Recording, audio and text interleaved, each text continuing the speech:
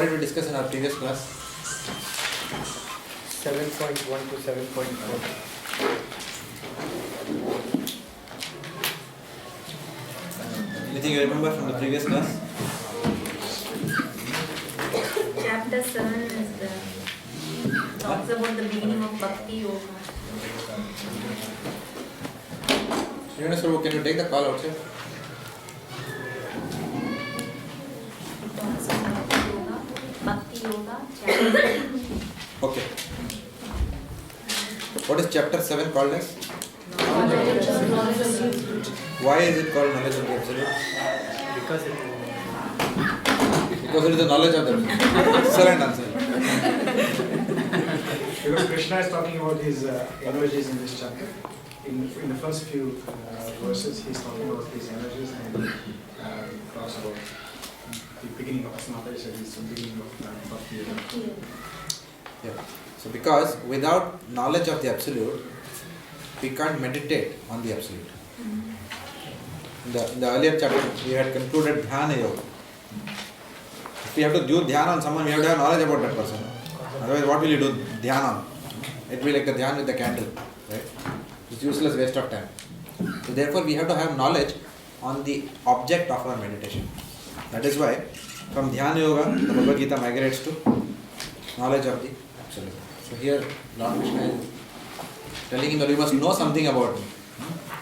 Also, knowledge of the Absolute has got two energies. What are the energies we saw last class?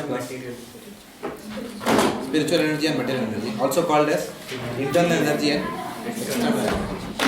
So why is this discrimination required between internal and external energy? Actually not okay. A little bit far will be better. Thank you. So why is this discrimination required between internal energy and external energy of the Lord? Understanding of the metta is required so that we can get detached from the metta. For the purpose of detachment. Hridaya Granthi Avedana. Unless we have an understanding of what is matter and what is spirit, then we cannot get detachment from the objects of this world. So, the knowledge of internal and external energy is required to get detachment from the external energy of the Lord, so that our mind can focus on the internal energy of the Lord. What else did we discuss in the previous class? Hearing is the most important. How to understand these energies of the Lord? Through the ears. Shravanadi Chitta Shuddhe Karilo. Through the ears, we have to hear. Did we also discuss what to hear, whom to hear from? Yeah. What, why, when? There was a very emphatic yes from you, so we'll hear from you. 4W and 1H. 4W and 1H. What? So, what should we hear? Spiritual and philosophy and Leela. We should hear of the material and spiritual energies. We saw that in the last class. Mix of Leela and philosophy. So when we hear, we must hear a mixture of Leela pastimes plus philosophy. If you hear too much philosophy, then there will be too much of Jnana going on in our mind. And if you hear too much of pastimes only, without understanding the philosophy, then we may think it is imagination. So there has to be a balance. Leela and philosophy. Why must we hear? We already discussed that. For detaching us from matter. And for also developing a healthy respect for the Lord before we can begin to love Him. Because unless we know that the Supreme Personality of Godhead is the creator of millions and billions of universes and the controller of that, we wouldn't develop the reverence required for us then to be able to understand His pastimes which He does out of sweet love with His devotees. So therefore, it has to follow that sequence. When must we hear? Every day.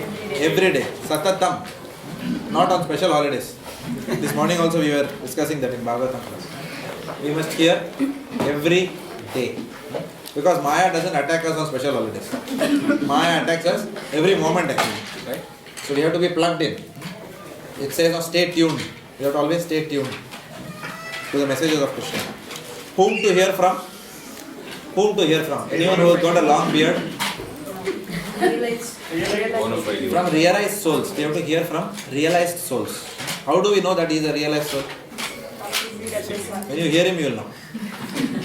He has to be talking philosophy which is coming directly from Krishna, not adding his own masala in between. Then we know that it is a genuine spiritual master. There is a simple test. Ask any person what is the goal of life. Ask the person who you are hearing from what is the goal of life. If he says anything other than attaining love of Krishna, you reject. And what is the process of attaining that goal? Simple. What is the prayojan? What is the abhideya? Ask him SAP related questions. Sambandha, abhideya and prayojana. Ask him Sambandha question. If he says, I am God, you are God, everybody is God, then you reject that person. Right? Definitely we know that this person is not God. Then we ask prayojan. What is the goal of life? Developing unalloyed love for God. And what is the prayojan? What is the means? Chanting of the holy names of God. No other puja, part, yantra, tantra, mantra, nothing will work. Chanting is the only yoga dharma.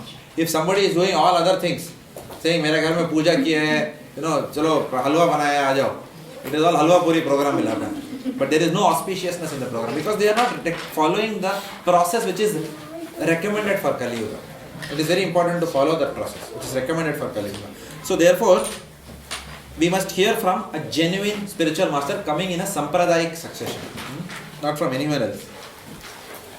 Also, we talked about daily confidential hearing. How many of you are doing daily confidential hearing? Very good. Some of you have already started. Okay. How many of you would like to start daily confidential hearing? How many of you would not like to do it at all? Okay. So, we have to try daily confidential hearing. You cannot say, lecture सुनने को time नहीं मिलता है. Busy है ना? People will say like that. No, my life is very busy. You can do it, but my life is very busy. Everyone thinks his life is unique. As if death will only come to the other persons. It will never come to them. Death can come anytime. This is a problem with society. If you tell people, here every day, then they will say, time नहीं है, busy है, office भी है, बच्चों को संभालना पड़ता है, खाना भी बनाना पड़ता है. As if people who are hearing, they don't go to office. As if people who are hearing, who are devotees, they don't eat at home. No. Devotees also eat at home. Devotees also cook. Devotees do everything else. Devotee also brings up children. Like that. So we have to understand this. Now what is one source from where we can know what to hear? Having selected a theme, Gaudiya Kantahar. Gaudiya Kantahar is a powerful book. So in Gaudiya Kantahar, we can clearly know, we can have a thematic selection of what we want to hear. For example, it will say Guru Tattva. If you go to Guru Tattva, it will give you all the verses in all the scriptures about Guru Tattva. Then you can choose your theme and then you can build your, especially if you are preparing for a class, it's very powerful. I don't have Gaudiya Kantahar, of course. I wish I had. I had one, I gifted it to someone. Now I am repenting. So, it's a good book to have. Or have Srila Prabhupada's folio. That's also a very powerful tool. Karunanidhi Prabhu had loaded it on this laptop, but somewhere it got deleted somehow. Now it is saying your Windows is not genuine. You have to do something about it. You also have the problem at home. You also have Infosys laptop. You don't have Infosys laptop. You are a peaceful man. Gaudiya Kantahar is there online. Gaudiya Kantahar online है. उसमें मिलेगा तो अच्छा है. And what did we discuss? We discussed that. Okay. So we also discussed that preaching generates the need to hear. If we don't preach, then there is no, we will never hear. We will never have the compulsion. So, today Madhavanand Prabhu, I heard, has been bombarded with questions in the Bhakti workshop. How many questions were you bombarded with? More than what I spoke, they spoke. What he spoke, they spoke. Okay. So we must... As much as I spoke, they also spoke. So, when you do a Bhakti Varsha program, then you will have practical realization of what it takes to make one person a devotee. Because people in this material world are stubborn. Itna baar bhi bolega nahi karega. You tell chant, nahi. Prabhupada said, you tell chant, they will say can't. Stubborn. Right? For some reason, I don't know why. Stubborn. Either they are not afraid of death or they think they are not going to die. So, one of the things. So, Or sometimes even after getting convinced, they won't do it. Like that. So we have to spill our blood to make one person a devotee. Like that. To save one person in this world, we have to spill blood. So we have to equip ourselves to be able to answer any kind of questions that people ask. For that, we have to constantly hear and read. That habit is extremely important for a devotee. We can only give what we have. If we don't have much masala, we cannot answer any question. Like that. So we have to regularly do this. And compelling oneself to preach will compel one to hear. Otherwise, then there is no. For example, my Mangalarti skills, all of you know very well. Last year. But now, because of compulsion, I know that if I don't get up at 3:30, I don't have the choice. Earlier also I used to come for Mangalarti sometimes. But that alarm will, when it goes, I will say, बाद में देखते हैं, next week pakka, tang, one hit to that alarm clock. But I can't do that now. I can't say next week because I know I have to be there. However tired I am, however late night work I have, I know that I have to be up. So when you compel yourself, you take up a service in the morning which has to be done at 4:15, then you have to be there. So we have to compel ourselves. Otherwise not possible. At least for an indisciplined person like me, it is not possible. I have to force myself to do something like that. So we discussed that, and then how should we hear? We should hear attentively. Shrota and not Sota. Shrota means hearing attentively. Sota means sleeping in the class, like that. And always make notes of the points. If we don't make notes, our mind will always tell us that I can remember. मुझे सब याद रहेगा, but actually कुछ नहीं याद आता है उसके बाद. Very few people can retain. Sukadeva Goswami could retain because he was Shrutidhar. We are not Shrutidhar. We will forget. Even our own cell phone numbers, it's difficult for us to remember sometimes. So better to make notes. And we have to hear, knowing the aims of Shastric study, especially personal application and preaching application. There are 10 aims of Shastric study. 10, right? 12. Thank you. There are 12 aims of Shastric study. So we must remember the two most important aims, personal application and preaching application. We must remember that when we hear. And as we keep hearing, we will gradually progress and develop a detachment for the material world.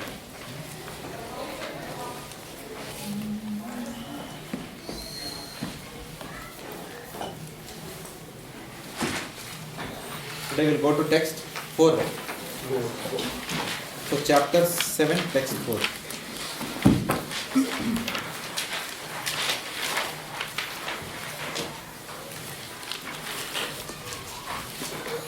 Priti Mata, your sister? Yes. I met you. What's your name? Payal. Payal. Please welcome Payal Mataji. Hari Bol. To the class. Yeah. Hope you will come again. Maybe we'll ask you after the class.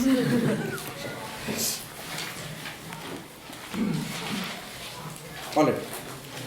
Earth, water, fire, air, ether, mind, intelligence and false ego, all together, these 8 constitute my separated material energies. Priti Mataji, you can do. The science of God analyzes the constitutional position of God and his diverse energies. Material nature is called Prakriti, or the energy of his Lord, in his different Purusha incarnations. As described in the Narada Pancharatra, one of the Sattva Tantras. For material creation, Lord Krishna's stellary expansion assumes 3 Vishnus. The first one, Mahavishnu, creates the total material energy known as the Mahatattva.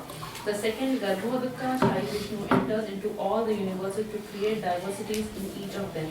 The third, Shirodashaka Shai Vishnu, is diffused as the all-pervading supersoul in all the universes and is known as Paramatma. He is present even within the atoms. Anyone who knows these 3 Vishnus can be liberated from material entanglement.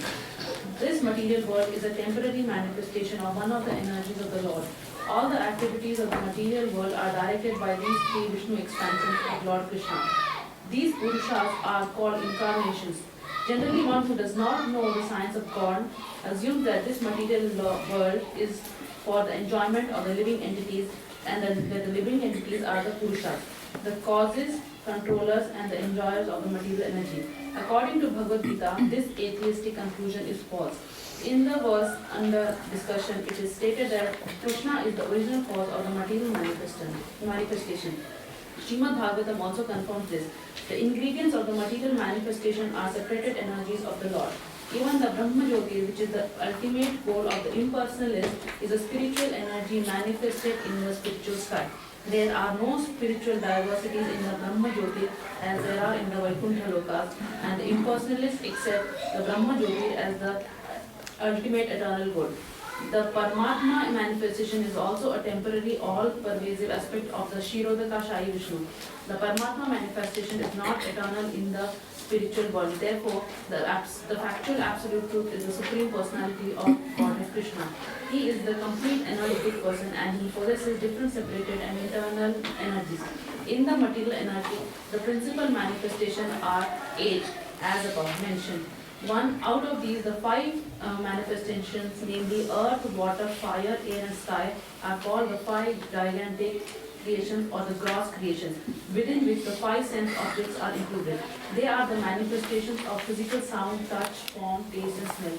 Material science comprises these 10 items and nothing more. Material science comprises these 10 items and nothing more. But the other 3 items, namely mind, intelligence and false ego, are neglected by the materialists. Philosophers who deal with mental activities are also not perfect in knowledge because they do not know the ultimate source Krishna. The false ego, I am, and it is mine, which constitutes the basic principle of material existence, includes 10 sense organs for material activities. Intelligence refers to the total material creation called the Mahatattva. Therefore, from the 8 separated energies of the Lord are manifested the 24 elements of the material world, which are the subject matter of Sankhya atheistic philosophy. They are originally offshoots from Krishna's energy and are separated from him.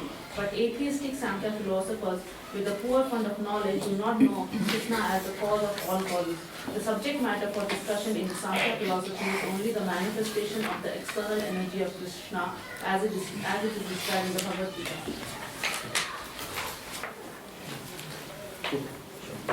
Okay, so what are the points here? 3 Vishnus. 24 Vishnus. There are many Vishnus. So most of the mankind doesn't know that there are many Vishnus. In fact, some people keep come and argue with us. How dare you tell that Krishna is higher than Vishnu? Krishna is an incarnation of Vishnu. Then we tell them, which Vishnu are you talking about? Kya baat kar rahe hai? With one question, they will go on the back foot. Because they don't know that there are many Vishnus. Of course, I am talking about Mahavishnu. Said, have you heard of Shirodakashayi Vishnu? They will say no. Because people come from fanatic views. Because I have understood in a particular way, therefore it is like that. How dare you tell something like that? It's like that. So actually nobody has read the scriptures. All movies, everything is like only Prabhuji. Everything is there's only Vishnu is the top personality. Krishna is the incarnation of this thing, and they are filling the people's mind that Mahavishnu is the supreme most. Actually Mahavishnu is supreme only. There is nothing wrong in that. Actually Mahavishnu is supreme. There is no doubt. Krishna is also an avatar of Mahavishnu. Usme bhi it is not wrong, but it is an incomplete understanding. It is an incomplete understanding. Today in Milpak program we were discussing this. That Krishna expands as Balaram, Balaram expands as Chaturvyuha. When Chaturvyuha expands as second Chaturvyuha expands as Mahavishnu, Mahavishnu expands as Garbhodakshaya Vishnu and also Shirodakshaya Vishnu. Now through that Shirodakshaya Vishnu, that original personality of Godhead descends into this material world. So it is not entirely incorrect that Lord Krishna comes through the agency of Vishnu. So it looks as if he is an incarnation of Vishnu. So it is partly true, that understanding. Yes, he incarnates through, whenever he incarnates through that channel. Like that. But there is a higher truth, which is called as the absolute truth. The absolute, the conception of the absolute truth and the conception of the supreme God are not on the same level. Where this is written? This is the first statement that Prabhupada makes in Srimad Bhagavatam when you open. Introduction, first line. This morning also one person was, Shankar Prabhu was asking me that question. How to understand. So then when we opened the Srimad Bhagavatam, he saw that line. And he said, my God, I have read it so many times, but I have never read it like this. So many times we read, but we don't read. It's like that. So we have to understand that. The absolute truth, the concept is higher than. Krishna is the absolute truth. Krishna is not only God, he is not only Bhagavan. Krishna is the absolute truth. Adi Purusham, cause of all causes.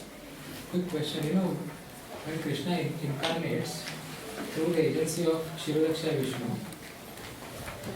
you know how Vishnu exhibit only certain X percentage of qualities of God. The Krishna that came in Dwapar Yuga, if he comes to the agency of Kshirodakshaya Vishnu, does he manifest all the qualities, even though he comes to the agency? Kshirodakshaya Vishnu is not a filter. So he will say that, okay, firewall rules will not permit you from manifesting so many qualities. It's not like that. It will come Purna. What about Kshirodakshaya Vishnu is not restricted of someone's abilities, of the power of Krishna. That's why what the other incarnations, they will exhibit as much? Krishna means 64 qualities in full. Always. If something can be restricted, then why Krishna is God as God? Nothing can restrict the Lord. He is Swaraj, supremely independent, all powerful. Everything happens by His will. So there is no question of somebody restricting Bhagavan. Then that somebody will be more powerful. Like this. Only the Lord Himself only can put any restriction on Himself. Nobody else, no external agency can put restriction on the Lord. So that's a good point. So 3 Vishnus. What else is there in this? Basic elements of the material world, gross and subtle. So the body is made up of? No. The body is made up of? 5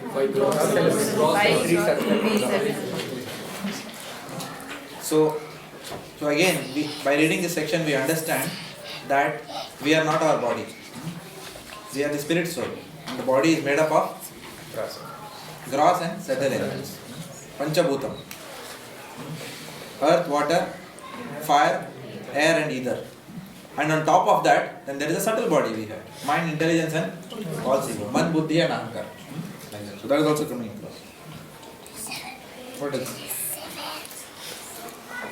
Probably this might be useful. I was hearing in one lecture, and the guy was, Prabhu was giving the analogy, when we talk about these 8 elements, and he was actually also adding the Atma and the Paramatma to the list. So he was saying, one lecturer, and then he was saying that the body is made up of 5 hardware and 5 software, which keeps it working. So that analogy, people can understand it very easily, how there is hardware and software. So might be useful just to share it. I like it actually. Can you explain how from these 8 elements, 24 elements come? Counted as 23, how come 24 is coming? Multiplied by 3. So it's not element. We'll come to that. We'll discuss during Prashadam. Actually, we can go through those lines, Prabhu, because Prabhu was explaining from 5 senses, 5 sense objects are in the last paragraphs, Yeah, we'll come to that. We'll come to that. Anything else? We'll come to that. So Krishna is explaining his one of the energies that is Prakriti in this verse.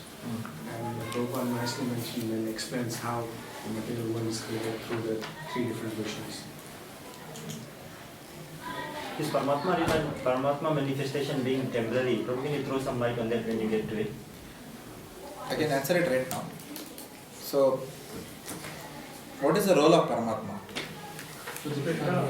Upadrushta and Anumanta. What is Upadrushta? Witness. Witness of what? Who needs to be witnessed? Jiva. Why? Because he is not independent. Because the Jiva has now misused this independence and come to the material world. Why is the Paramatma required to monitor the Jiva in the spiritual world? Because spiritual world, Bhagavan himself is there now. So today in Mill Park program I was explaining that there is an Australia within India also. What is that place called as? The Australian embassy. There's a Russia within Australia also. Russian embassy within Australia. So that part is technically Russia.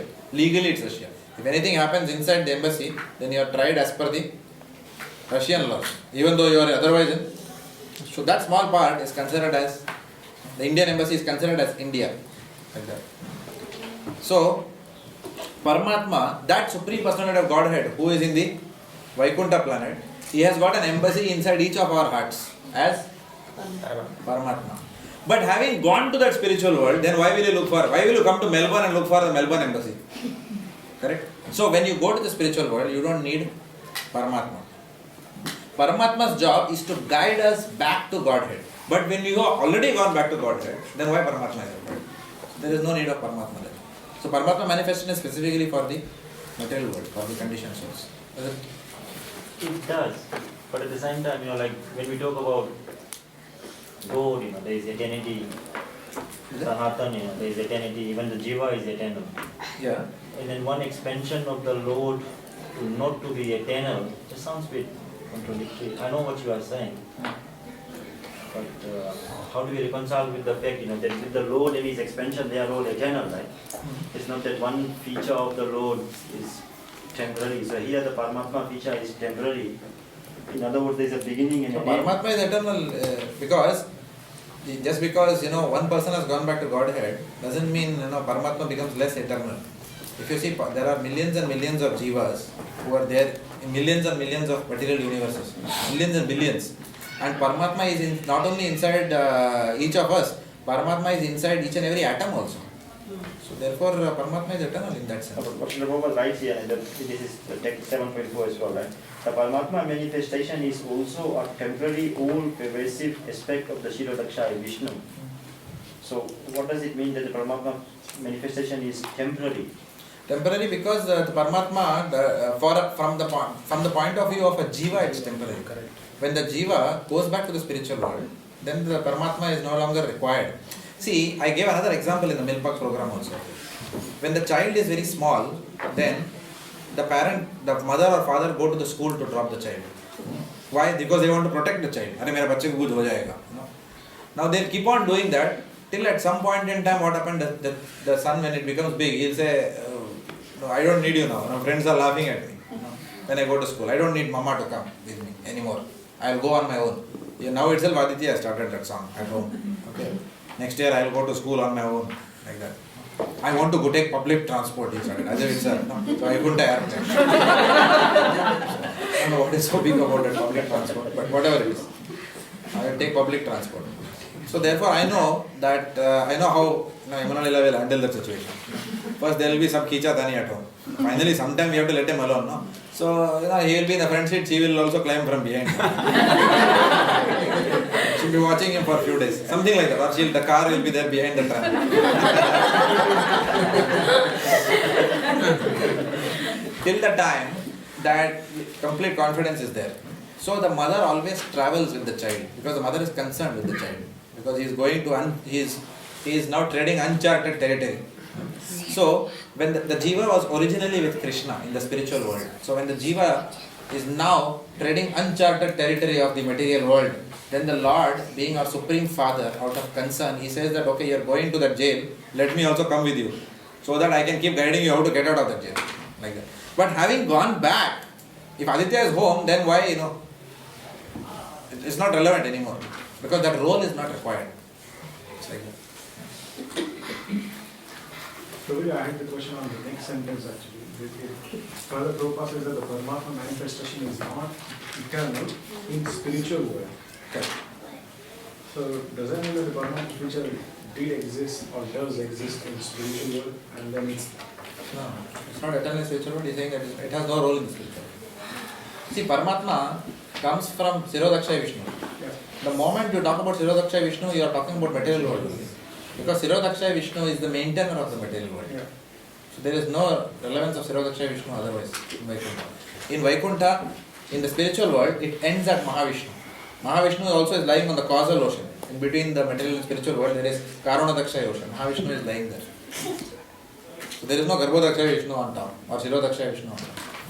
The whole idea of Garbhodakshaya Vishnu is to host the 14 planetary systems. What do you call it? Application hosting. Like that. He is hosting planetary hosting. Inside the tube. Like that. 14 planetary systems are there. So there is nothing, it's got no relevance to Vaikuntha Loka in that sense. Okay. So this text 4, it is mentioned that the perfection of any activity is when we see Lord Krishna everywhere in that activity. It's very important to see Lord Krishna everywhere in whatever activity that we do. Where do we find the biggest challenge to see Lord Krishna? At office. Very difficult to see Lord Krishna acting in the office. But the perfection of any activity is to see Lord Krishna at all points in our life. Because everything that we see at the end of the day is a combination of two energies of the Lord. The spiritual energy and the material energy of the Lord. So, in this section, from verse 4 to verse 12, which we will try and complete today, we'll try to do that. Okay, Lord Krishna explains that he is the source of both material and spiritual energies. That's the summum bonum of this section. That I have two energies and I am the source of these two energies. So Arjuna therefore can see Krishna everywhere in the battlefield of Kurukshetra. So Lord Krishna is trying to deepen his perspective in the battlefield of Kurukshetra by explaining, wherever you see, it is my manifestation only. Even if you see this is a manifestation of, at the end of the day it has come from Krishna. Because Bhagavan, Srila Prabhupada often used to say, Krishna is never alone. Krishna means Krishna along with his energies. In fact, some time back, somebody had done a painting.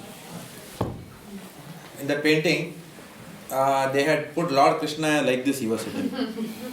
Like this. So Prabhupada saw that and said, what kind of picture is this?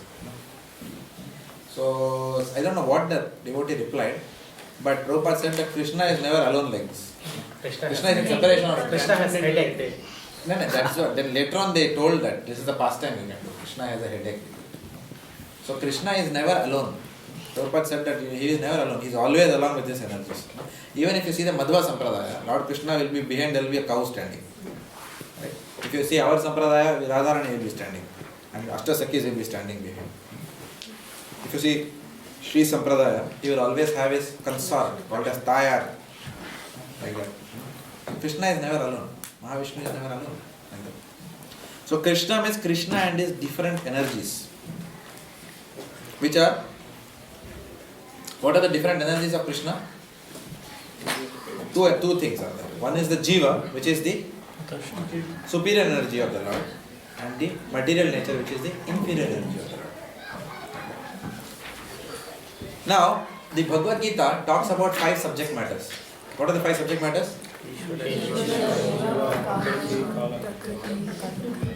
Kala, Karma, Prakriti and Ishvara, Jiva, Prakriti, Kala and Karma.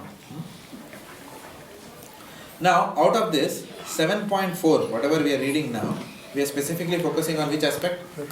Prakriti. We are focusing on Prakriti right now.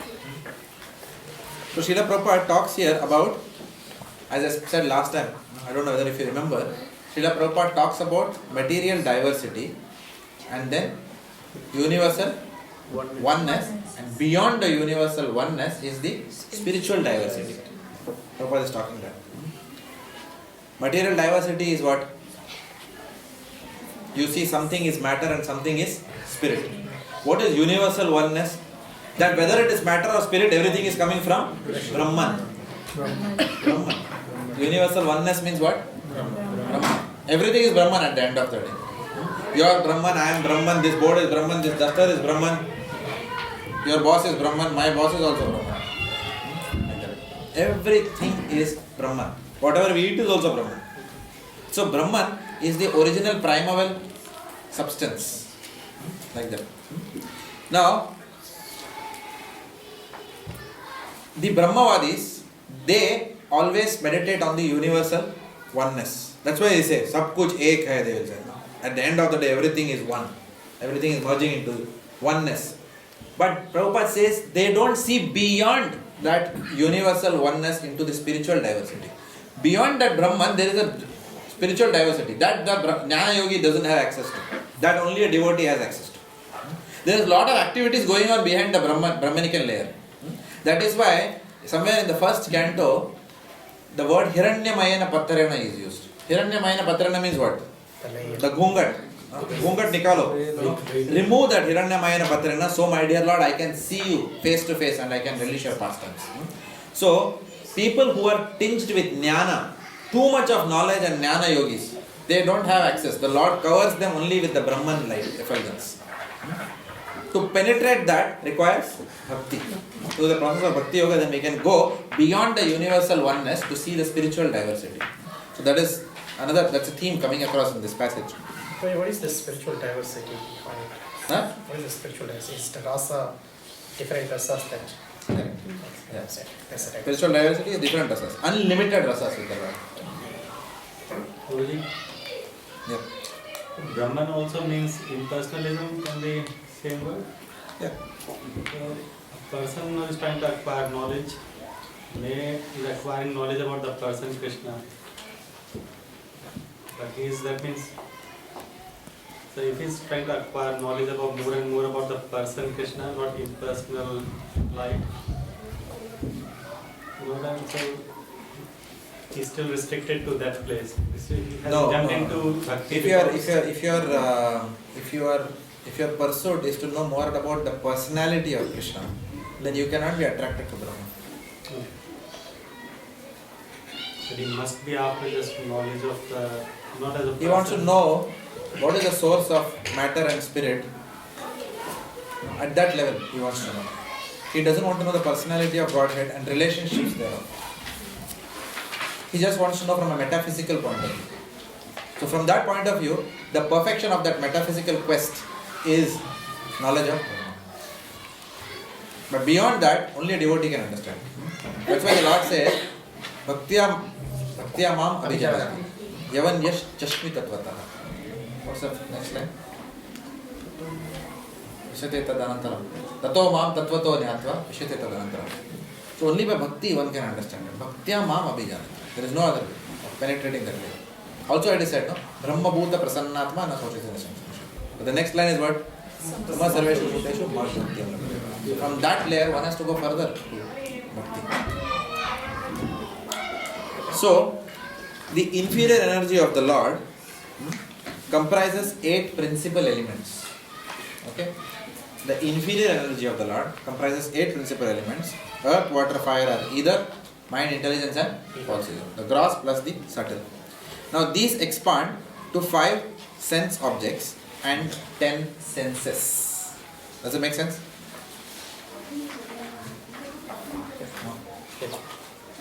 These expand into 5 sense objects and the 10 senses. Sense objects are what? Yeah. Smell, blah blah. Touch. All these are sense objects. 5 sense objects. And then there are 10 senses. The working senses and the knowledge acquiring senses. You can read that offline. Huh? Jnanendriya Sarkar. Jnanendriya Sarkar. And Karmendriyas. And Karmendriyas. Okay. Jnanendriya and Karmendriya. Okay. Now, don't make me describe that. Please spare me that. I will forget that. There is hands, there is legs, there is nose, there is eyes, and there is ears. All these things. You can read that offline. But 8 principal elements plus 5 sense objects. कितना हुआ गिनती हिसाब? 13 हो गया? हाँ? 13. Okay. Then add 10 senses to that. 23. And the next one is the unmanifested modes. That is the 24th element. What is unmanifested modes? Pradhan. Unmanifested mode is Pradhan. You want me to draw it or no? Yes.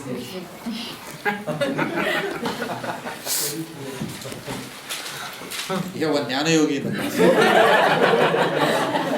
Will not overtake you. Brahman realized. Will be waving to you from the spiritual side. Okay. So, Bhakti Vriksha programs, when you are preaching to new people, this will come handy to you. If they ask you a question, Murgi pehla aaya ya anda pehla aaya? Chicken has come first or egg has come first? Something has to come first, no? The material scientists will not know this answer. They may do big PhD from Harvard University or MIT. They will not know this answer. Chicken came first or egg came first? What is the answer? Both came at the same time. From where? That is what we are going to answer. The creation. So this is the spiritual world. And here is Bhagavan, who is the Supreme Personality of Godhead. He is a person.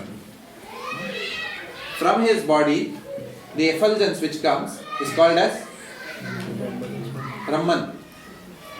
Brahman is the light which comes out of the body of the Lord. Brahman effulgence. Now this Brahman is the, in one sense you can call it as the original spiritual plus material substance. Everything is Brahman. But the Lord is called as Parak Brahman. We have to understand the Lord is still above Brahman. So he is called Parak Brahman. Many people subordinate, especially the Mayavadis, they subordinate Krishna, Rama to Brahman. That is called as Mayavad philosophy. But that is not correct. Because the Lord is called Parak Brahman. And to defeat this philosophy only, Ramanujacharya gave the Vishishta Advaita, Madhvacharya gave the Advaita philosophi to defeat this. Because the Lord is above Brahman. He is the source of Brahman. That's why Lord Krishna in Bhagavad Gita says, Brahmano hi pratishtha aham. I am the foundation of Brahman. He didn't say, I have come from Brahman. Aisa kab bola Krishna ne? Bhagavad Gita. He never says that. But the Mayavadis, Prabhupada is hammering that. They misinterpret for their own convenience. Just to say that Krishna, Rama, you and I all are equal. Like that. But they are not, because Bhagavan is Bhagavan. He is Parabrahman. From his body is the effulgence, which is called as Brahman. Just like from the sun comes sunlight. Sunlight is very powerful, no doubt. But the source of sunlight is the sun. So the source of Brahman is who? Bhagavan. Now Brahman is, everything is Brahman. Everything spiritual, everything material is what? Brahman. Now, Prabhupada says that because everywhere there is Brahman, let me draw a bigger, everywhere there is Brahman. Okay? In one corner of that Brahman, Brahman is called as the spiritual sky. In one corner of that, there is what is called as a substance called as Pradhan. Pradhan. Okay? This Pradhan is the primeval cosmic material substance. Does it make sense or no? Now which word has gone out? Good. Who said that? The word spiritual has gone out now. This is what? The primeval spiritual plus material substance. Whereas Pradhan is what? The primeval material substance. So there is a kone mein se aisa nikal gaya bahar. Now what happens? This Pradhan, it is called as the unmanifested matter. The 24th element, what we are talking about. This is what is being referred to, the Pradhan. Now what happens, like many times, I give the example of that idli, no? Yamuna Lila makes the batter and goes. When she goes, actually it's not true, I can't even pour that. I don't even have that skill. But I'm just telling for example. My wife makes the idli batter and she has to go to India and then she will leave that in the fridge. I have to take and pour it into that to give it shape like that. So I can't directly take that pradhana and do anything. The pradhana needs to be subjected to another form of energy. The idli batter needs to be subjected to another form of energy for us to actually produce idli, dosa and all those things. Like that, the pradhana is in the unagitated state. That's the correct word. It is the or inactive. In SAP we have unless some object is made active, it exists but it is not. It is useless in SAP. Like that. Huh? Like a SIM card. Like a SIM card, yes. A SIM card. It is not activated. Good example. A SIM card is not activated. It's useless. So this is like a SIM card which is not active. Now, who activates it? So, Mahavishnu.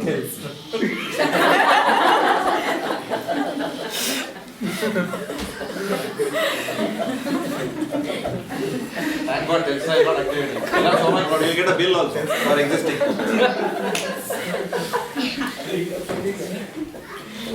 So, Mahavishnu, he activates this Pradhan through his glance. He just glances at that matter and he activates. So Mahavishnu just agitates by his glance, that Pradhan. And when he glances, what happens? That Pradhan from an inactive state, it comes to active state. Your daughter's name is on that, Ramadevi. This is Ramadevi. Ramadevi is that agency through which Mahavishnu activates that Pradhan. Like that. It is through the agency of Sadashiva and Ramadevi. But there's a technical detail, we don't have to get into that. If you can study the third canto if you are more interested in all this. Third canto of Bhagavad. But this Pradhan now becomes active. When this Pradhan becomes active, then that Pradhan is now called as Mahat Tattva.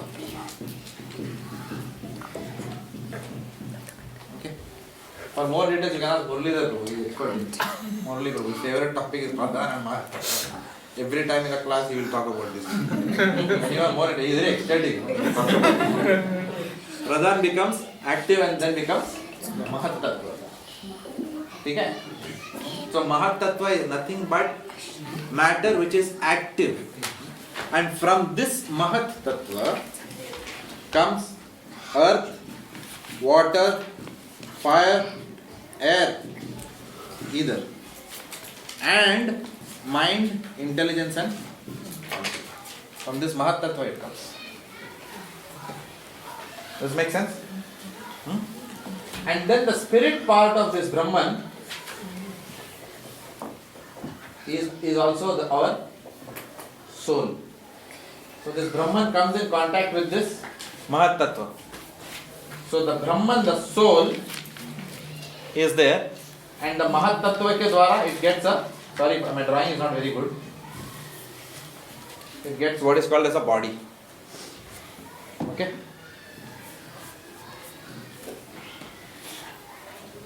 Brahman is the soul, around it, when it comes in contact with Mahat Tattva, it gets a body. I don't know what is the example to give. You take that batata, dip it. Yeah, you take that batata and you dip it in the batter and then you put it in the tail, then it becomes vada, batata vada. Like that. You take that soul, you dip it in this Mahat Tattva and you will find a body around yourself. That is what we all are. We are the spirit soul, all around us is that Mahat Tattva. That is why it is called Panchabhuta Mahat Tattva. Earth, water, fire, air, either. So these 23 elements are coming from Mahat Tattva, right? Correct.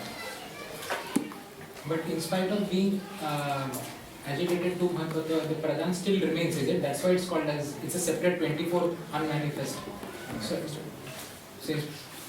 still remains, the Pradhan still remains, and then the activated part comes to the Mahat Tattva and then 23 elements, is it? I think so. I don't know whether how much percentage of Pradhan gets converted into I don't know that. Not like that, but Maybe कुछ रखा होगा. Assuming it is 100%. I'm assuming it's 100%. Assuming 100%. Some safety stock must be there for some more rascals to come. Whenever there is a need for a universe, then that portion is activated. So 24th element is that, that's all. I don't know why that is included in the 24th element. That I don't know. We can ask Bhanu Maharaj. Why that is called as a 24th element. But because he is explaining all the material elements, he must be mentioning that. Sometimes I also heard that the 24th element is the Mahat Tattva. That also some people say that. But here it is, Prabhupada is clearly writing this. That it is the undifferentiated cosmic substance.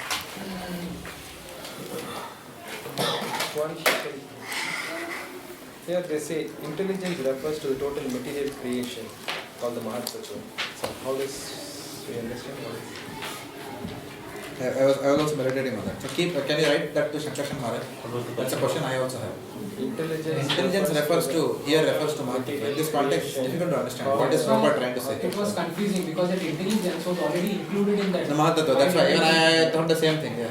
So it's a question. Put it in the car park and ask. Let's ask Shankarshan Maharaj.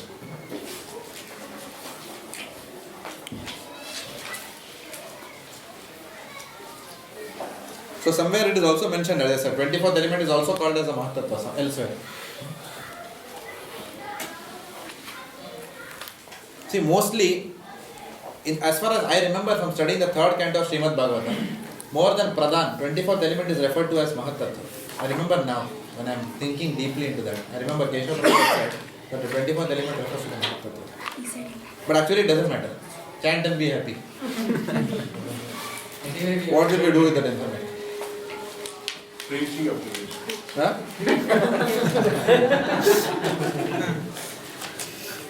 In chapter 13, Krishna also talks about the 24 elements. In chapter 13, text 6 and 7. It's advanced it, but I'm probably have to go back in some chapter there. But if anybody wants to know more about 24 elements. Yeah, when we come to that section, probably we'll cover it as a part of this course. But chapter 13, text 6 and 7 talks about this in detail. So, anyway, so much is there in this external energy of the Lord. So many elements we saw. To overcome this external energy is actually very difficult. Daivi hesha gunami mamamaya durathe. Mamevaya prapadyante maya vitantarante. To overcome all this energy is very difficult. But this is where the knowledge of the Absolute is required. Who is behind all this? If we understand, then we can easily surmount this material energy, which is otherwise very overwhelming. When situation is beyond your control, then we have to find out who is the controller and take shelter of him so that he can control that situation which we cannot control. Like that. So we need to understand that. Hence the description of the three Vishnus is given. Mahavishnu, Garbhodakshay Vishnu and Karanadakshay Vishnu. Sorry, Mahavishnu, Garbhodakshay Vishnu and Shirodakshay Vishnu. This knowledge helps us understand that Prakriti is for the Lord's enjoyment and not for our enjoyment. We understand that. Now that I think everyone knows that, right? After this, what happens? So there is a Mahatattva, and then what happens? You all know that or not? Let me just do it because as a part of the course I have to tell it. I think most of you know it. So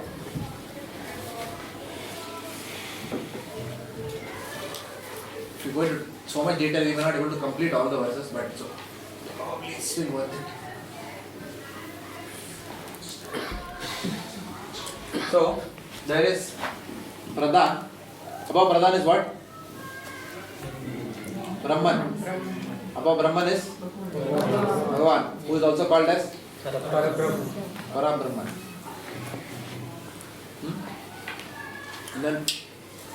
And from here comes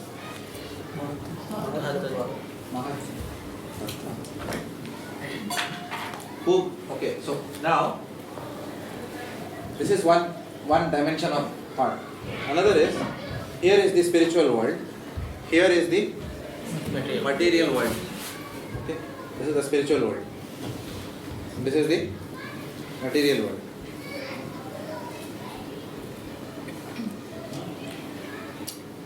And in between is what? I'm just drawing a crude diagram. In between, who is sleeping? Mahavishnu is sleeping. Here. Okay? He is lying down and Lakshmi is massaging. So Mahavishnu is lying down and then Mahavishnu is glancing at that Pradhan and that becomes Mahatattva. And then Mahatattva is the reason for everything in this material world. Mahatattva is the source of all matter. Pradhan is the source of Mahatattva. Brahman is the source of Pradhan. And Bhagavan is the source of Brahman. This you have to be clear. Now when Mahavishnu glances at the Pradhan, it becomes agitated. But at the end of the day, you also need bodies, right? It is agitated. But I have to put the idli into the mold for it to take a shape. So what happens? This Mahavishnu expands as Garbhodakshay Vishnu. While he is lying down here, Garbhodakshaya Vishnu is lying at the bottom of the universe. And from his navel, what is coming?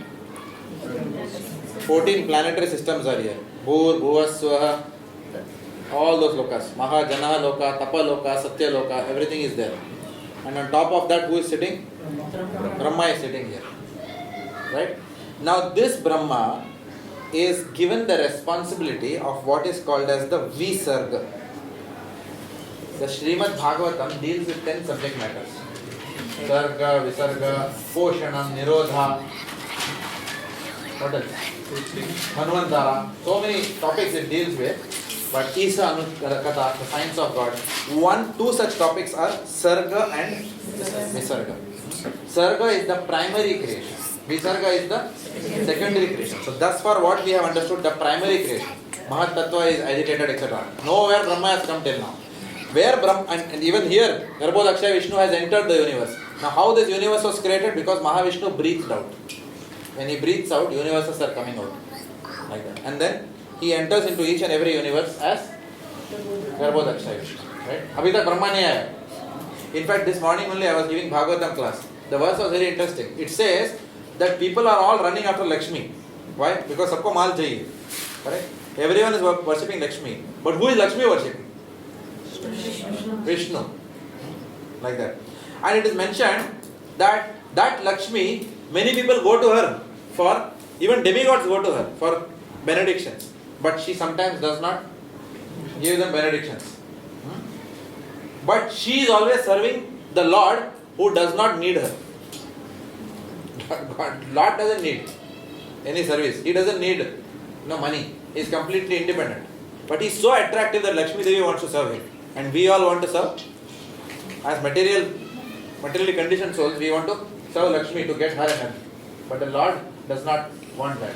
In fact, it was said that the Lord is so independent that even to procreate Brahma, he doesn't need a feminine consort. From his own navel, Brahma is coming. He doesn't need to unite with Lakshmi Devi to conceive Brahma. He is conceived Brahma automatically from his navel. So that is why he is supremely independent. So Brahma comes here. Then what Brahma does, based on karma of people, under the supervision of Brahma and the Devi Devatas, then the Jivas get their individual material bodies. So he prepares the bodies. And then on the soul, then every soul is allocated into that particular body. Does it make sense or not? So that is where that verse comes. Karmana Daiva Netrena. Karmana Daiva Netrena. It's very important to understand this verse. Karmana Daiva Netrena. Jantur Deha Upapattaye. I don't want to write that. But you can see the reference. Anyone has got Google search. Karmana Daiva Netrena. Jantur Deha Upapattaye. Striya Pravishta Udaram. Pumsareta Kanashaya. Which means the souls get their material body how? Somebody gets the body of a goat, somebody gets the body of a pig, somebody gets the body of Tom Cruise, somebody becomes Salman Khan. How do they get their bodies? Because of their karma.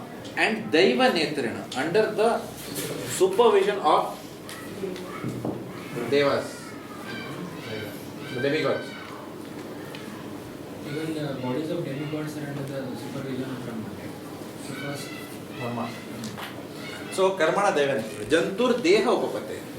People get their respective dehas. Like that. How? Striya Pravishta Uda. By entering the womb of a Stri. Through what? Through the semen of a man. Pumsa Reta Kanashara. Can't mean small. Through a semen, small particle of semen, the soul is going into the womb of the woman. Like that. So that is what is the famous verse comes here in this context. So that is how Brahma is giving everyone his or her bodies. He is preparing all the bodies. So he is doing the secondary creation. That is called as Visarga. He is using the Mahat Tattva which has already been prepared by the Lord. Like Yamuna Lila has already prepared the idli batter.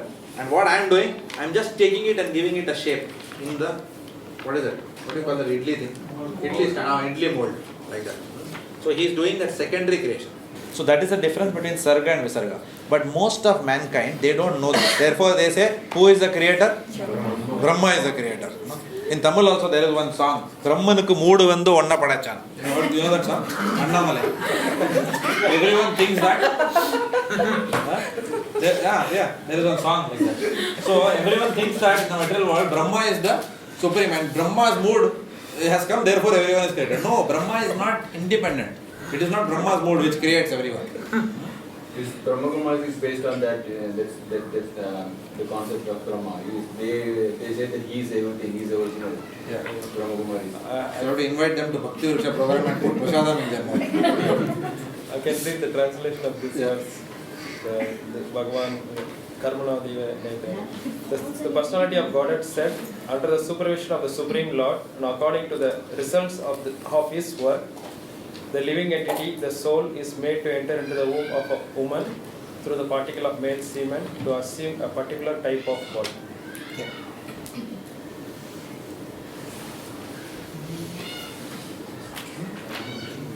Is it clear? So creation process. So all that is mentioned in this verse. Now all these material elements, whatever we are talking about, Pradhan, Mahat Tattva, etc., they are all called as apara. Apara means what?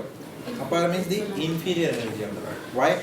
Why they are called apara? Because they don't have any consciousness of their own. They are Jadavastu. Jadavastu doesn't have any consciousness. Only the soul, spirit has got consciousness. Matter doesn't have any consciousness. But matter can be agitated, how? By the entrance of Sirodakshaya Vishnu. The scientists may be able to tell that electrons are moving around the orbit, or around the nucleus.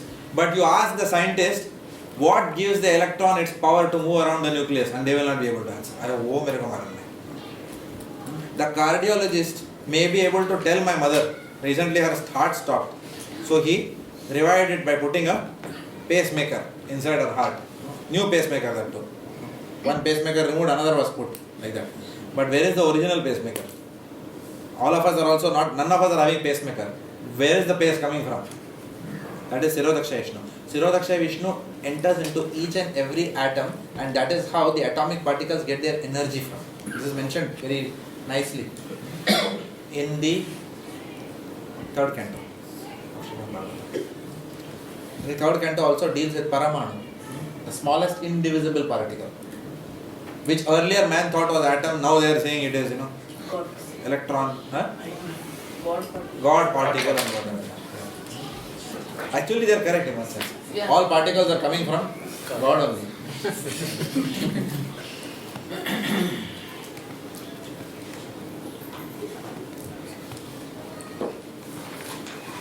Any questions here on text 4?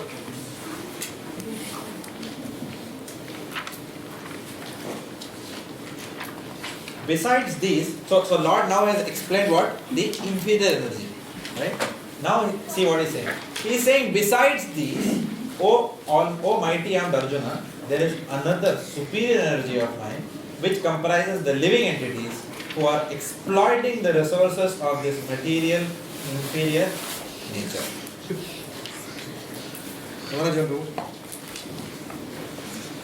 Here it is clearly mentioned that living entities belong to the superior nature or energy of the Supreme Lord. The inferior energy is matter manifested in different elements, namely earth, water, fire, air, ether, mind, intelligence and false ego. Both forms of material nature, namely gross, earth, etc. and subtle, mind, etc. are products of inferior energy. The living entities who are exploiting these inferior energies for different purposes are the superior energy of the Supreme Lord, and it is due to this energy that the entire material world functions. The cosmic manifestation has no power to act unless it is moved by the superior energy, the living entity. Energies are always controlled by the energetic, and therefore the living energies are always controlled by the Lord. They have no independent existence. They are never equally powerful as unintelligent men think. The distinction between the living entities and the Lord is described in the Srimad Bhagavatam 10.87.30. O Supreme Eternal, if the embodied living entities are eternal and all pervading like you, then they would not be under your control. But if the living entities are accepted as minute energies of your Lordship, then they are at once subject to your supreme control. Therefore, real liberation entails surrender by the living entities to your control, and that surrender will make them happy. In that constitutional position only, they can be controllers. Therefore, men with limited knowledge who advocate the monistic theory that God and the living entities are equal in all respects are actually guided by a faulty and polluted opinion. The Supreme Lord Krishna is the only controller, and all the living entities are controlled by him. These living entities are his superior energy because the quality of their existence is one and the same with the Supreme, but they are never equal to the Lord in quantity of power. While exploiting the gross and subtle inferior energy matter, the superior energy, the living entity, forgets his real spiritual mind and intelligence. This forgetfulness is due to the influence of the matter upon the living entity. But when the living entity becomes free from the influence of the illusory material energy, he attains a state called mukti or liberation. The false ego, under the influence of the material illusion, thinks, I am matter and material acquisitions are mine. His actual position is realized when he is liberated from all material ideas, including the conception of his becoming one in all respects with God. Therefore, one may conclude that Gita confirms the living entity to be only one of the multi-energies of Krishna. And when this energy is free from material contamination, it becomes fully Krishna conscious or liberated. Any points? Jivera Swarupa Krishna Das. How is that? So Prabhupada said, a living entity is always in any condition is a servant of Lord. Either the living entity is serving his material energy or the Lord directly. Good point.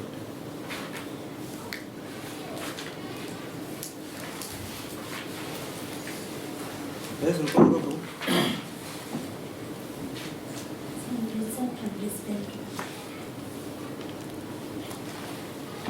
So when he is forgetful on the fact that he is, last weekend he said that nothing is material, everything is spiritual. So when he is forgetful of the fact that he is actually serving Krishna in the form of materiality, that means he is an material being.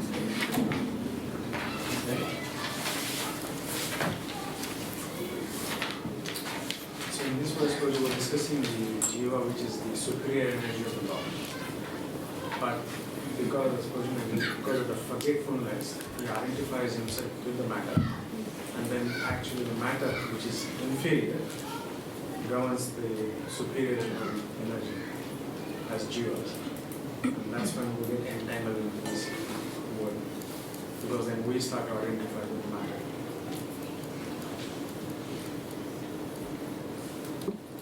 Okay. So, text 4 talked about Prakriti. This talks about Jiva. There are 5 subject matters of Bhagavad Gita. Ishvara, Jiva, Prakriti, Kala, Karma. Previous verse describes Prakriti, this describes Jiva. So here, the main point is that the Jiva is called as the Tathastha Shakti or the marginal energy of the Lord. Margin means what? Na o bayo, na e bayo. That is why it is called margin. Neither on that side nor on this side. That is why it is called margin. No? So the Jiva is neither Bhagavan nor matter. It is neither. It is somewhere in between. So the Jiva qualitatively is one with Bhagavan. Not qualitative one with matter. Matter is inferior. The Jiva actually belongs to the superior energy of the Lord. Qualitatively one. But the difference between Bhagavan and the Jiva is that the Jiva is susceptible to contamination. Jiva is prone to falling down from its position, whereas the Lord is not. The Jiva is vulnerable to Maya.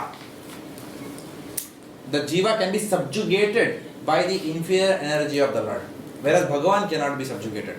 That is the only difference between Jiva and Bhagavan.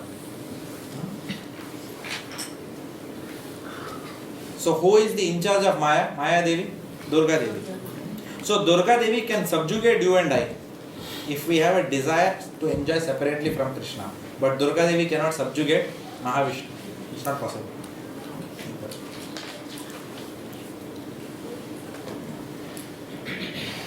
So Srila Prabhupada explains here the reason why we are in this material world. That is because of our free will. Because of misuse of our free will.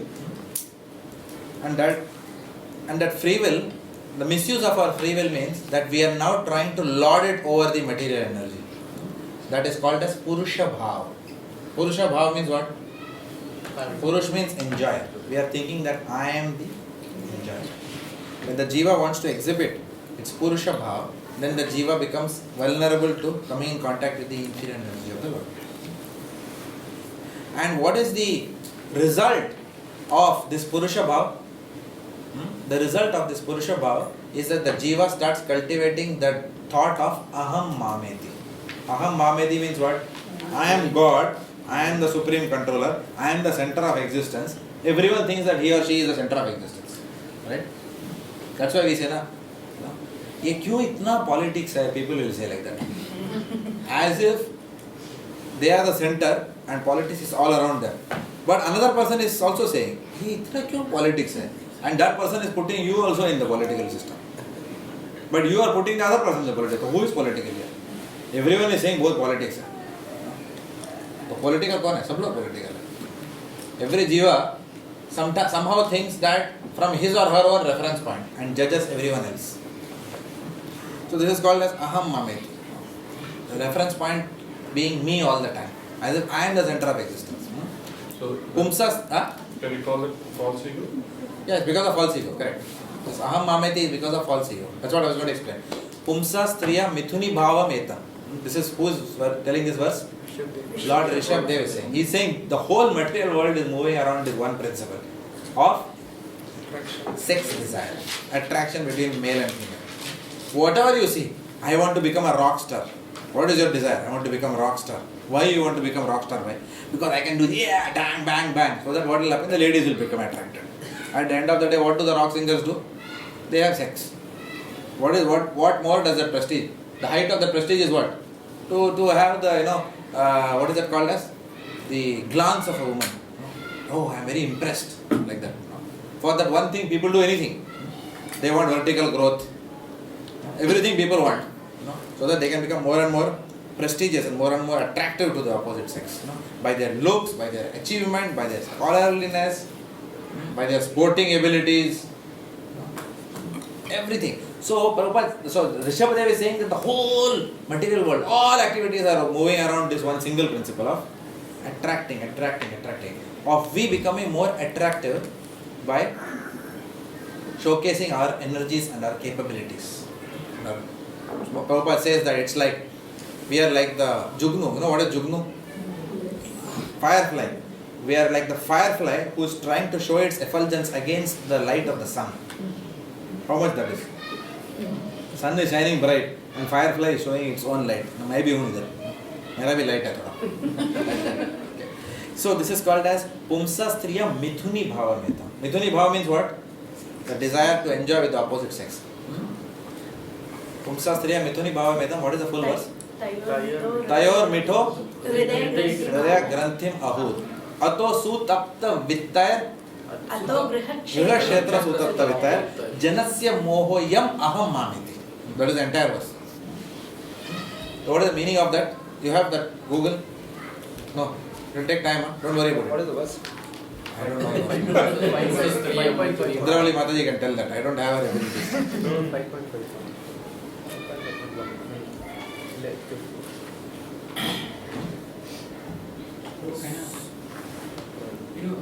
Prabhupada mentioned that Jiva comes under the influence of material energy and then identifies with the material. So initially the Jiva comes to the material because he has envy, he becomes envious towards Krishna. Right? So that enviousness is actually a material element, right? So how is that exhibited in the spiritual world? Good question.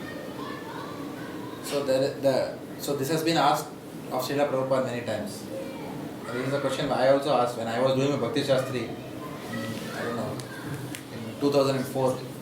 I asked the same of the person who taught me, Bhakti Bhagavad Maharaj. It was Bhagavad Prabhu. He was my teacher of Bhakti Shastri. What is So I asked the same question. Huh? What is the question? Why did the jiva become envious? In the spiritual world, if there is no envy, why did the jiva become envious?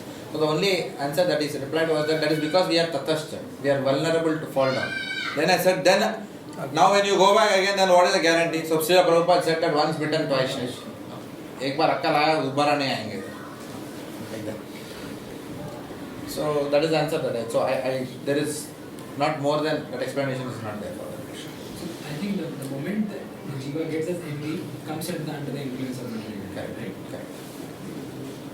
So Srila Prabhupada actually says that, and in fact at least I remember Bhagavad Maharaj told us that actually the jiva has just temporarily turned the face away from the Lord. That one fraction of a moment of the spiritual world is many million lifetimes in this material world. So we have just turned away a little bit and then slap. Okay. Like that. And this is illusory also. Our experiences here are not false, but they are all illusory experiences. Even the thought of me, my country, my job, my position, everything is illusion. They are all upadhis, which is a creation of the mind. It's a creation of the mind that I am Indian, I am Pakistani, etc. The Lord has not drawn any line anywhere. There is no line separating any country. The Lord has not drawn any geography. You are Telangana, I am, what is that? Andhra, Telangana, you are Jharkhand, I am Bihar. No, there is no line which the Lord has drawn. And therefore I am thinking, whole life I am thinking I am Bihari. Then there is a political party which will say that, throw all the North Indians from this place. Like that. From where is that thought coming? From an imaginary line which does not exist. And then there is a whole ideology around that political party. Around how we are all whatever. It will come. It is everywhere. You go to South India, it is there. You go to Maharashtra, it is there. Everywhere it is there. This false, a philosophy which is, or ideology which is created around a false identity in the first place. Or even at the national level, Hindutva. What Hindutva? There is nothing called as Hindu in the scriptures. When there is nothing in the Hindu scripture, where is the question of Hindutva?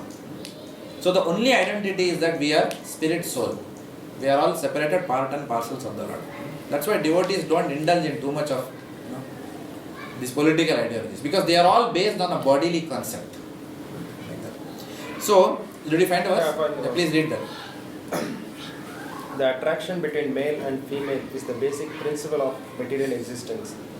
On the basis of this misconception, which ties together the hearts of the male and female, one becomes attracted to his body, home, property, children, relatives, and wealth.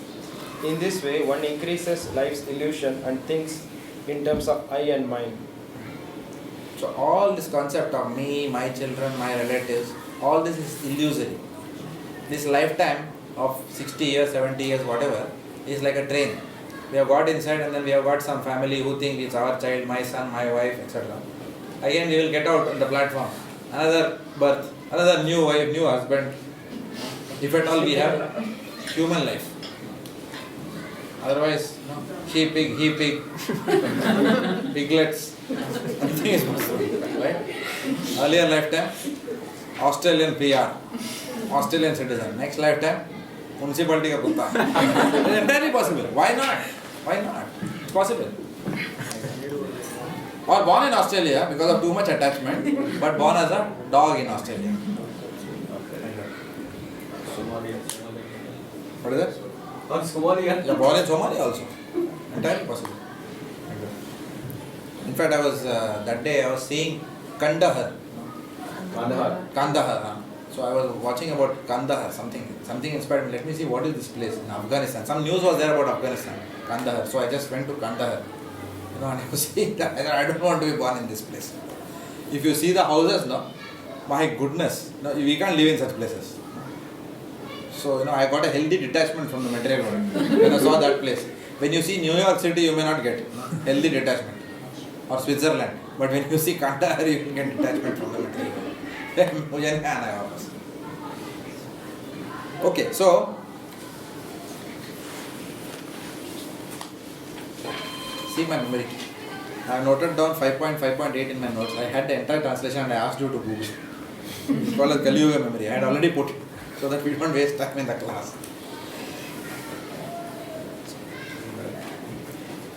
Alright. So this Mithuni Bhav, Prabhupada is explaining in this chapter 5.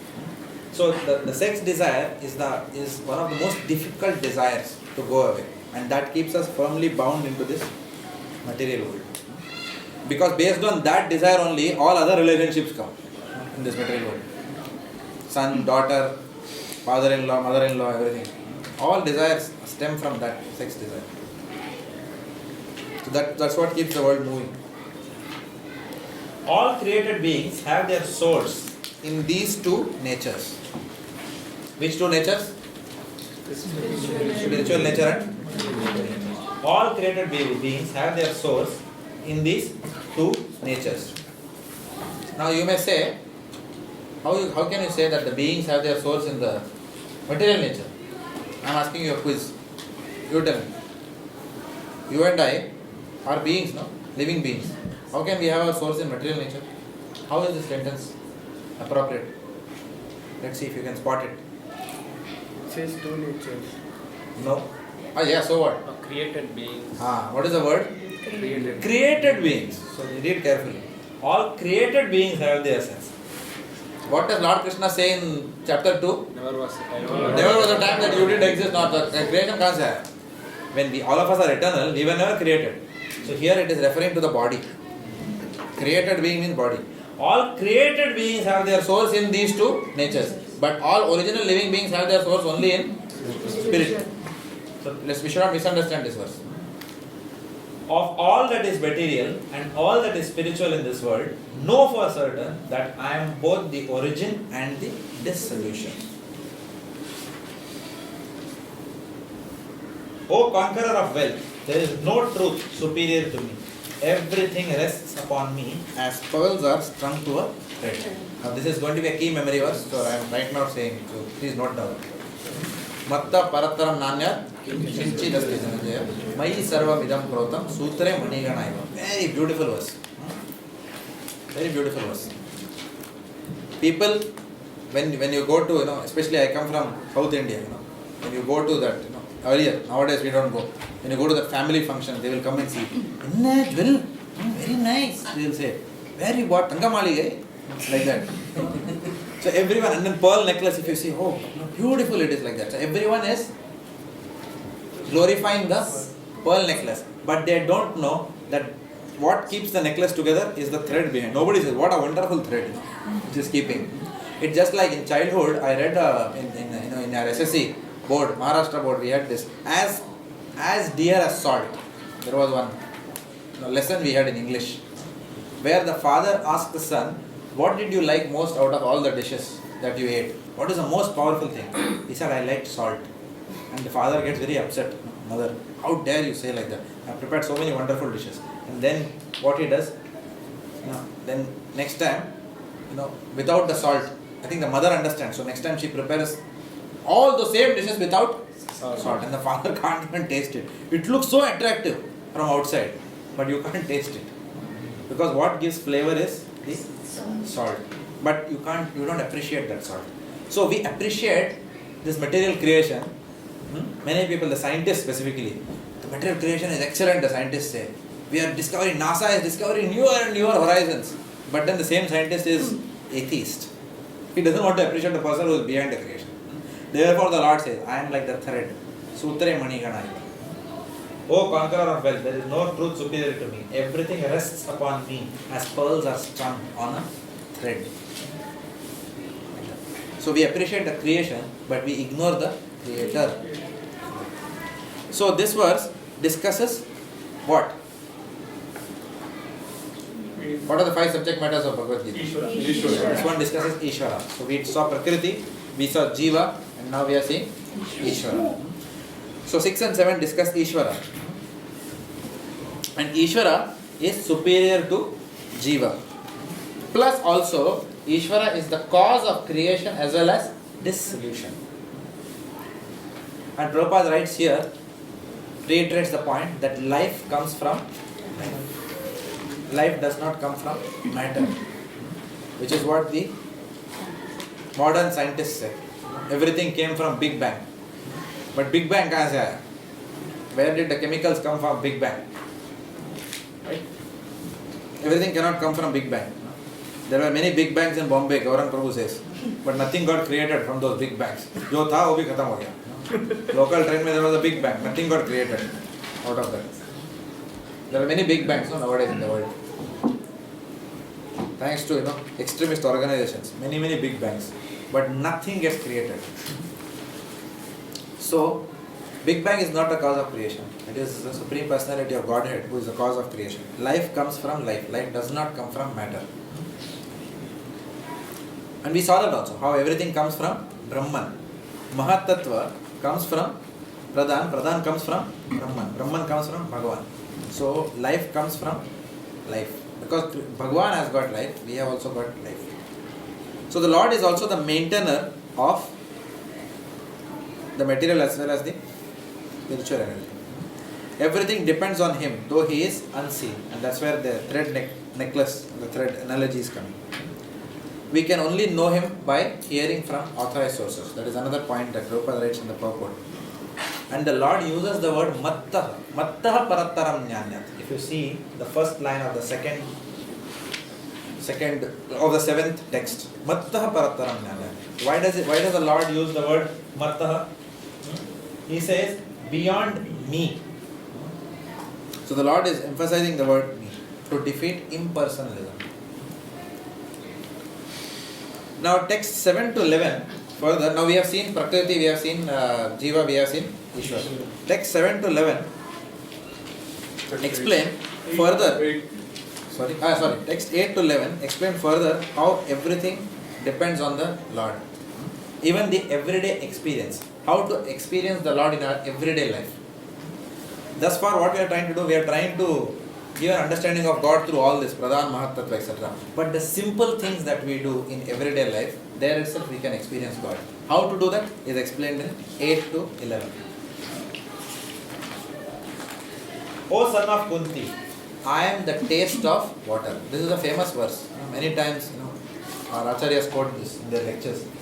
What is that? Rasoham apsu kaunteya. I am the taste of water. The light of the sun and the moon. The syllable Om in the Vedic mantras.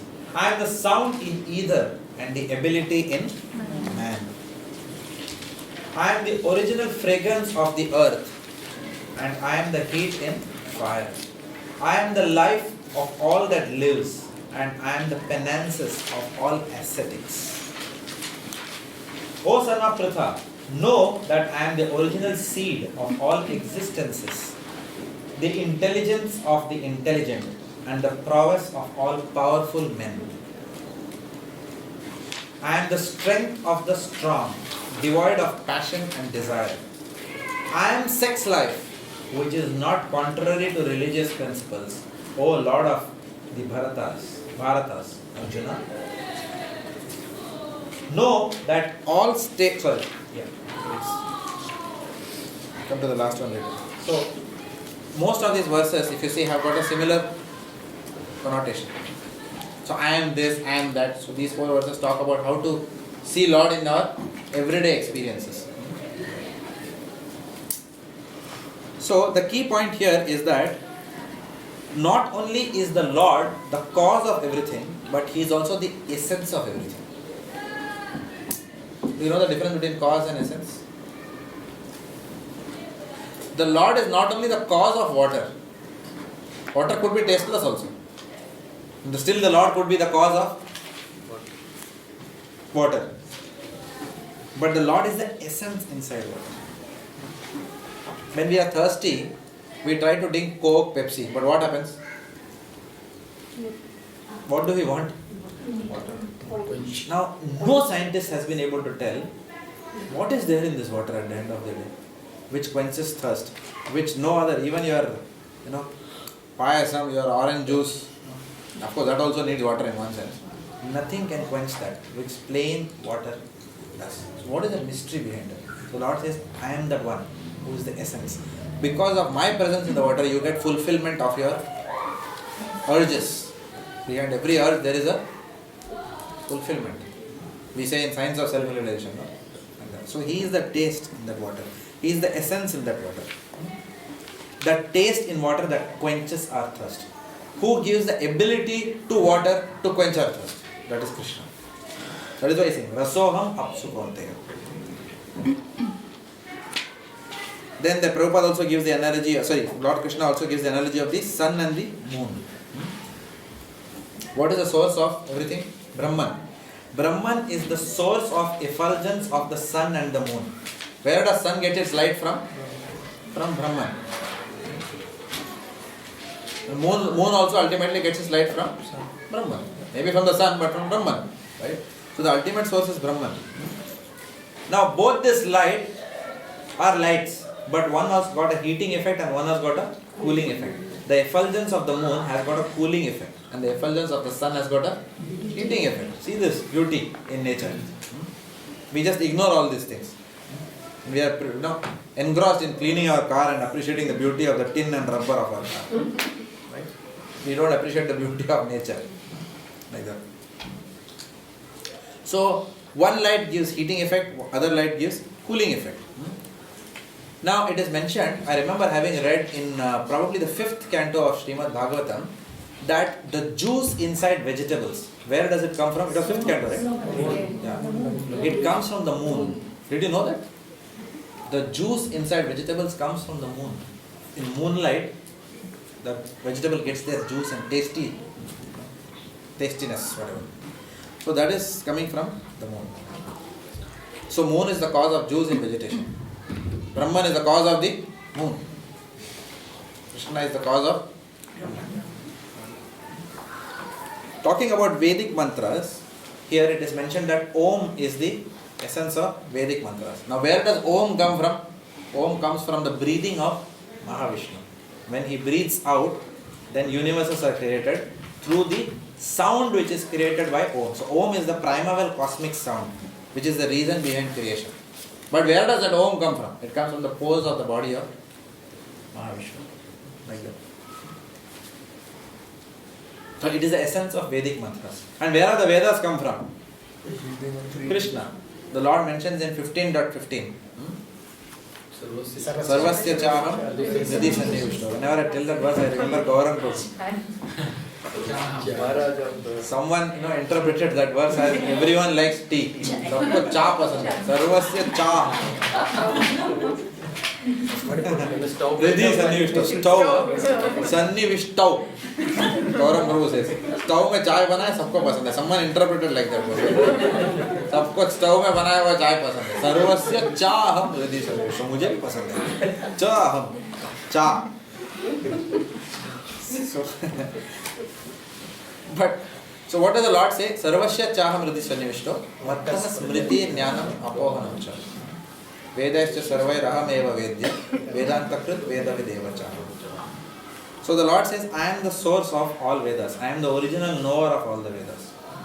So Sutra Maniga Vaikanaya. Everywhere you can see Krishna, if we understand this. This knowledge of the Absolute is important. This is the vision which Krishna wants Arjuna to develop in the battlefield of Kurukshetra. So wherever he sees Krishna and everything. And then Lord talks about ability. He says, I am the ability in man. Many times we get proud. No? We say, I am a self-made man. Like that. Who gave you oxygen to breathe? By which you could stand on your feet. You manufacture oxygen. What self-made man? Nobody can be a self-made man. Self-made means what? को अपने आप आया दुनिया में. Or sometimes we think that we are the reason why our kids are hale and healthy. I can only use my money to put food inside my son's stomach. But once he eats that, his intestines have to work properly, no? Oh, I am controlling or what as a father? No, I will control, no problem. No, we can't control anything. So we can't even, actually we are not even taking care of our children in one sense. We are just giving them food. But what is happening inside our child's body, that is not in our control. What is happening inside our child's mind is also not under our control. Correct? Nothing is under our control. Right? So therefore we surrender to the Lord. Because He is the original controller. He is the ability in man. So there is no need to get proud of any abilities that we have, because that ability just means that Krishna is giving that ability. And that ability therefore must be used in Krishna's service. Otherwise that ability is useless. It will only lead to false pride. That's all. Nothing meaningful will come out. Also it is mentioned all essential ingredients are coming from Lord Krishna. One thing which I liked here is the fragrance of the earth comes from Lord Krishna. I remember, I have just lost that somewhere in Australia. In India, we used to have, childhood I remember. In fact, I used to be at home and whenever it used to rain, I used to get out of the house. Just अच्छा लगता है, fragrance of the earth. We used to play football after that. चिक्कर में कीचड़ में football खेलने मजा आता था बचपन में. You lost those days. Anyway, so the fragrance of the earth. So that is also coming from Krishna. Now, see the beauty. There is one interesting example. Gurujan Prabhu writes, water has no fragrance. You agree? You can't, if you smell water, no fragrance. If you see seed, if you see a seed of a rose, no fragrance. But if you put the seed in earth and put water on that, then fragrance comes inside the rose. That means the fragrance is coming from Mother Earth. And how many varieties of fragrance that Mother Earth is producing? We only know water when it falls down, that's one fragrance. You can't explain that fragrance. No, what is that called as? BVL Gary. How do you pronounce that? Perfume. Huh? BVL Gary. Huh? How do you pronounce that? Bewil Gary. Whatever. Completely bewildering. Or that Gucci and whatever. Gucci है. जो भी है वो perfume मार के आता है, but no, all cheap chemical, nothing. वो भी अर्थ से आता है वैसा. But still, nothing can compare to the natural fragrance. You can't manufacture. No scientist has manufactured that to be able to smell again without the rain. For that has to contact earth. Like that. So water has no fragrance, seeds have got no fragrance, but a mixture of both inside the earth and the flower has got fragrance. So all fragrances are coming from Mother Earth. So that is where we can see the Lord's hand in that. Bhumi Devi. The Lord is impregnating Bhumi Devi. Like that, and enabling her to produce all these things. Also the essence of digestion. Digestive power is also the Lord. There is Agni inside us, inside the stomach. Without that Agni, we cannot digest. That's why when Mahaprabhu, you remember any of you last time? When he had come, he told all of us, don't drink water immediately after eating. That way you will finish your digestion. Because after eating something, then the digestive fire starts kicking in. And by drinking water, you are completely bujawing that fire, extinguishing that fire. So then obviously you will have indigestion. So you should not drink water immediately. But there is a, what is called Jatharagni, Jatharagni, which is digesting the food inside. So what a wonderful provision the Lord has done for all of us, which no scientist can replicate. Prabhupada said, you scientists, if you are too proud of your technology, you invent a mosquito. You can invent big jumbo jets, but you need so many people. One fellow has to stand like this and before the flight takes off, this way, that way, and then when the flight takes off, then somebody has to be on the radar always. The flight will go through different zones, different countries, and every time you have to be on the radar, explaining your height, and then there should be no mid-air collision. When it is landing, he has to remember to retract the landing gear, and then if there is a storm, then he can't come. But for a mosquito, there is no mosquito crash. Mosquitoes don't need to run like that and then to take off like that. Otherwise, all it will be very easy. Pat, udhar hi maar sakte hain. Aisa nikal jata hai mosquito, correct? What a speed! Zoom, they go, and no one crash anywhere. Even our F-16 fighter planes crash, but mosquito never crashes. Never there is a mosquito collision. So what an engineering this is. We admire these scientists, but we don't admire that scientist who created that mosquito. You put one jumbo jet and another, what is another type of plane? Boeing. Will you, you try to impregnate both and create another Boeing. Will it happen? No. But one mosquito and another mosquito, third mosquito comes out. No need of manufacturer. Third party suppliers, SAP, some software to manage the whole purchase thing. No need for all that. Automatically it's happening. So when we see these simple things, then we start, because we are so busy in our own little world, and getting proud with our achievements, that we can't take a step back and look, oh, hang on, there are so many things around me which I am not appreciating. So this section is very powerful in terms of reminding us to just take a step back and look at nature. Finally, the soul which sustains the body is also coming from him. What is the verse? Mamaiva amsha jiva loke, jiva bhuta sanatana. We are all his amsha. Without the soul, if the soul leaves this body is worth how many rupees? 225 rupees or something like that. Recently, Bhanu Maharaj had come to our Mill Park program. You remember? What was it? 225 rupees. 220 rupees. 220 rupees is the value of this body. How many dollars is that? $4 is what the value of our body is, for which we are working very hard throughout our life to maintain this body. $4. वो भी मिलेगा ना actually, because it starts only if it is preserved nicely and the chemicals are extracted. They did an analysis of all the chemicals. पानी का क्या price है, what is the acid price inside our body, etc. Cow dung has got some use. Human excreta का वो भी use नहीं है. You know that past time? Someone excreted, and then he looked at the excreta, his own excreta, and said, "Kya hai achhi?" Like that. So the excreta told him back, "मैं तो अच्छा खासा फल था, तेरे शरीर के गया बाद में ऐसा हालत हो." So I am not. Don't blame me. Blame yourself.